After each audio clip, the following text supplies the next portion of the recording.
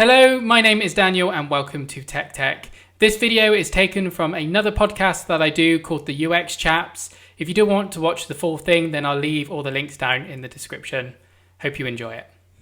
Good old Tesla, and we bring it up every single time. Now, this one is... Just like to point out, Dan's not really a Tesla fan and he doesn't actually own a Tesla car. Yeah. Well, unless you head over to the TechTekk YouTube channel, then you'll definitely see a shameless plug. plug that one in there. And if you unsubscribe to that one, then do go ahead and do so. I threw this one in here because it's also a good and a bad UX design. Now, from the good side, in my opinion, is it's quite simple. Touchscreen, modern technology, works great. There isn't 1,000 buttons that you have to press. But on the bad side, that kind of what I've just said is also the same on the bad side. There isn't enough buttons. Everything is done through the touchscreen. And when you're trying to, a good example is turn the fog lights on. You have to go into the settings menu while you're driving, find out where the fog... you just try doing that on your mobile phone while you're driving. Not that you should be doing that. But that's the reason why mobile phones are banned. But they've kind of done... It's gone flip around the other way now. It's like, okay, well, let's just bring the mobile phone inside the car. But this time, try and make them turn on features that they need in a split second. But it's really complex to find. Is it as bad as texting? I mean, texting in the UK is banned. If you're on your phone, using your phone while driving is illegal.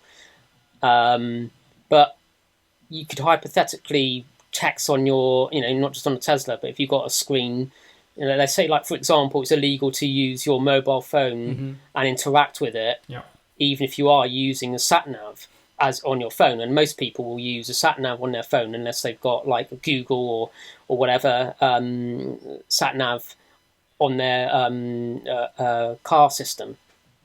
So, you could be trying to find something, fog lights, and you could cause an accident doing that on your screen. So, yeah, no, I agree. Is that, is that the same thing? And in the UK, they've just come in with a new rule to say it doesn't matter what you're doing on your mobile phone, you now can get in trouble, whether that, before it was just texting and phoning, but now it is using your sat-nav, changing your music or whatever it may be.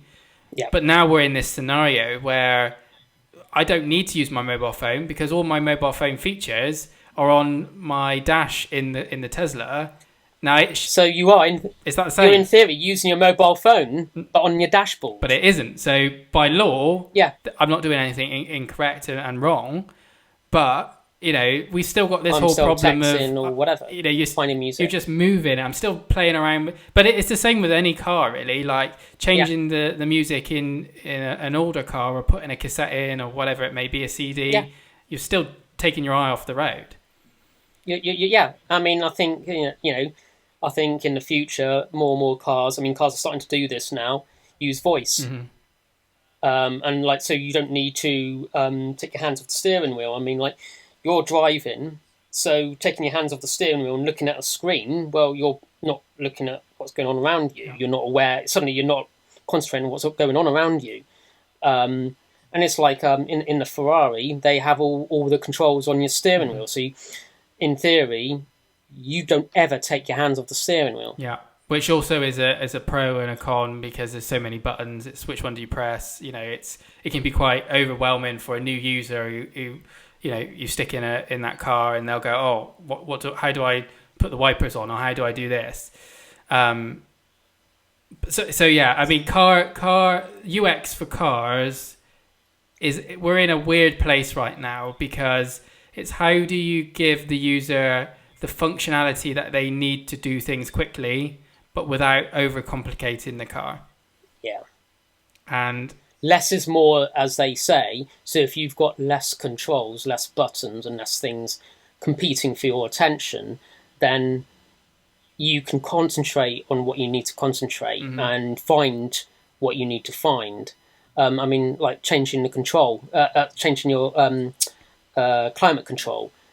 You're not concentrating on your driving anymore. No. But then you could say, well, if you're too hot or too cold, you're not concentrating as much as you could be. So it's like, where do you draw the line? And I think this is where voice is going to play probably the biggest part in, we spoke about this in the last podcast around voice and the usage that we see it's going to have in the future. But in car technology, I think it's going to have to go towards just voice, because you can keep focusing on the road, and you can talk to it, press a button, say one button, and maybe not even press a button, just say, like we said last time, hey Mercedes, all of a sudden it pings up and away you go.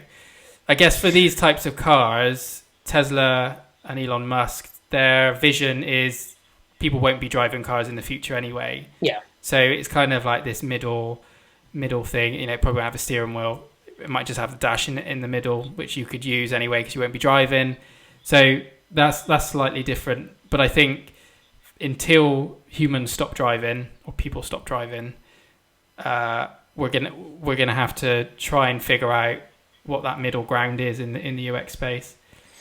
I think continue as driving as a person is driving, because even if the car is fully automated, there's still legislation we've got to get past, and so until then, it's like, well, okay, the person is in control. Even if the car is fully automated, if a car causes an accident, then you can get done, potentially for manslaughter, or you lose your driving license or whatever. And it's like, well, no, the car's level 5 automated, so I shouldn't lose my license.